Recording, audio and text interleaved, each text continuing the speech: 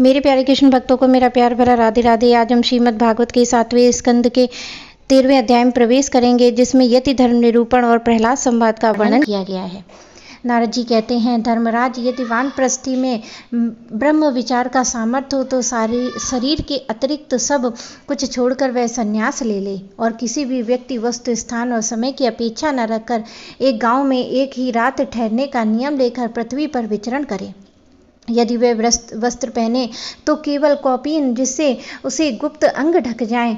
जब तक कोई आपत्ति न आवे तब तक दंड अथवा अपने आश्रम के चिन्हों के सिवा अपनी त्यागी हुई किसी वस्तु को ग्रहण न करे। सन्यासी को चाहिए कि समस्त प्राणियों का हितैषी हो, शांत रहे, भगवत परायण रहे और किसी के आश्रय न लेकर अपने आप ही रमे और अकेले ही विचरे। इस संपूर्ण विश्व को कार्य और कारण के अतीत परमात्मा अध्यस्त जाने और कार्य कारण रूप इस जगत में ब्रह्म स्वरूप अपनी आत्मा को परिपूर्ण देखें। आत्मदर्शी सन्यासी सुसुप्ति और जागरण की संधि में अपने स्वरूप का अनुभव करें और बंधन मोक्ष दोनों ही केवल माया है, वस्तुतः कुछ नहीं, ऐसा समझें। ना तो शरीर की अवश्य होने वाली मृत्यु का अभिनंदन करें और ना ही अनिश्चित जीवन का। केवल समस्त प्राणियों की उत्पत्ति और नाश के कारण काल की प्रतीक्षा करता रहे।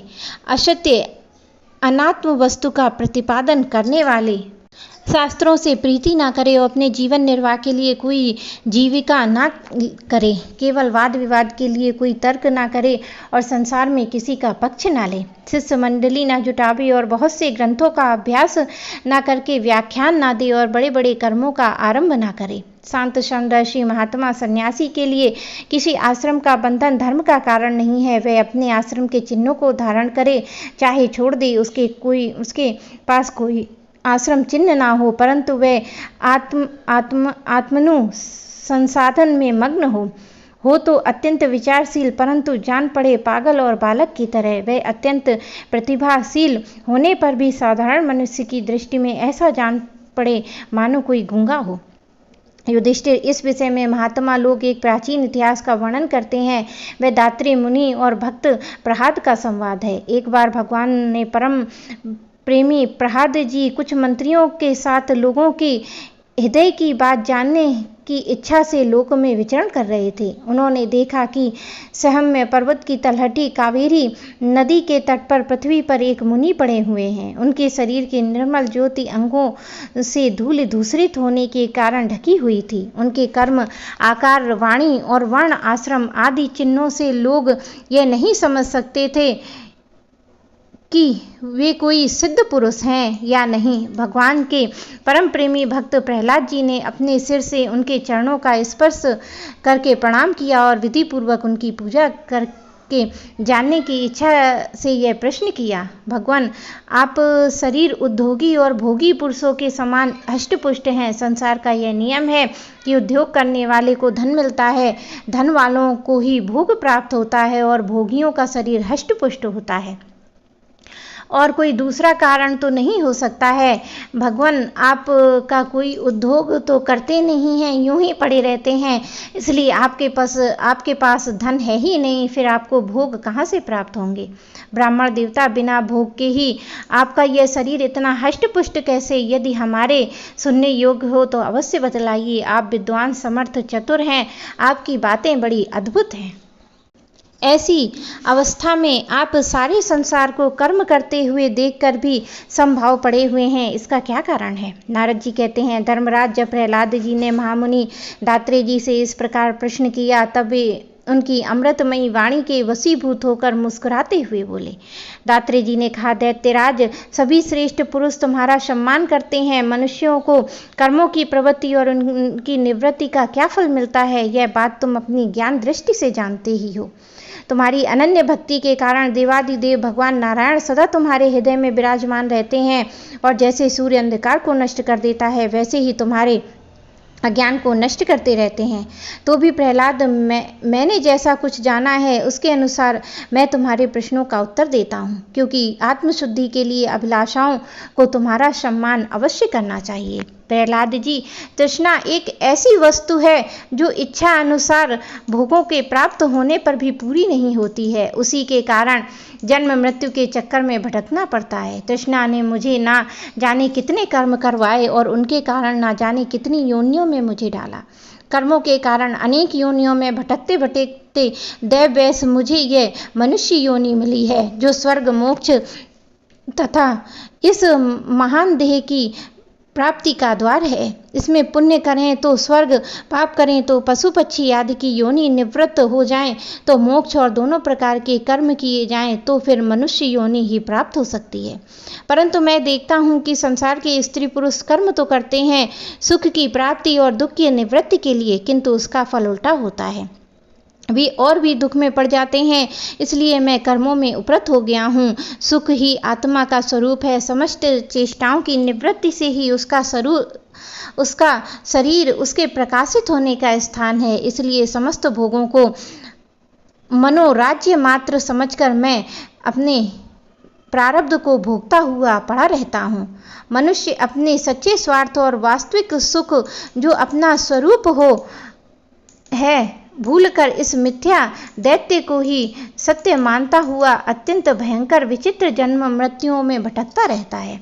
जैसे अज्ञानी मनुष्य जल में उत्पन्न तिनके और सेवार से ढके हुए जल को जल ना समझकर जल के लिए मृग तृष्णा की ओर दौड़ता है, वैसे ही अपनी आत्मा से विभिन्न वस्तुओं को सुख समझने वाले पुरुष आत्मा को छोड़कर विषयों की ओर दौड़ता है। प्रहलाद जी, शरीर आदि तो प्रारब्ध के अधीन है। उनके द्वारा जो अपने लिए सुख पाना, दुख मिटाना चाहता है, वह कभी अपने कार्य में सफल नहीं हो सकता है। उसे बार बार किए हुए सारे कर्म व्यर्थ हो जाते हैं। मरणशील हो तो ही यदि उसने बड़े श्रम और कष्ट से कुछ धन भोग प्राप्त कर लिया हो तो क्या लाभ है। लोभी और इंद्रियों के वश में रहने वाले धनियों को तो दुख तो मैं देखता ही रहता हूँ। भय के मारे उन्हें नींद भी नहीं आती है। सब पर उनका संदेह बना रहता है। जो जीवन और धन के लोभी हैं, वे राजा, चोर, शत्रु, स्वजन, पशु पक्षी, याचक, काल से यहाँ तक कि कहीं मैं भूल कर ना बैठूं, अधिक ना खर्च कर दूं, इस आशंका से अपने आप में सदा डरते रहते हैं। इसलिए बुद्धिमान पुरुष को चाहिए कि जिसके कारण शोक, मोह, भय, क्रोध, राग, कायरता, श्रम आदि का शिकार होना पड़ता है, उस धन और जीवन का स्पृहा त्याग दे। इस लोक में मेरे सबसे बड़े गुरु अजगर और मधुमक्खी हैं। उनकी शिक्षा से हमें वैराग्य, संतोष की प्राप्त होती है।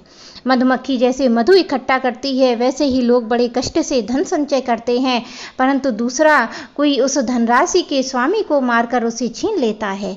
इससे मैंने यह शिक्षा ग्रहण की है कि विषय भोग में विरक्त ही रहना चाहिए। मैं अजगर के समान निश्चित पड़ा रहता हूँ और दैववश जो कुछ मिल जाता है उसी में संतुष्ट रहता हूँ।